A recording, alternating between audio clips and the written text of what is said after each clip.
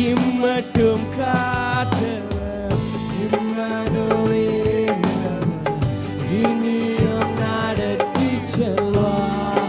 எத்தனை பேர் சொல்றீங்க? இம்மட்டும். இதுவரைக்கும் உன்னை நடத்தின தேவன் இனிமேலும் உன்னை நடத்துவார். ஏனென்றால் அவர் இம்மானுவேல், இம்மட்டும் காத்தவர். ஹல்லேலூயா. சொல்லுங்க சொல்லுங்க, இம்மட்டும் காத்தவரே, இம்மட்டும். ஹல்லேலூயா. கடைசியாய் சொல்லுங்க, இம்மட்டும் காத்தவரே.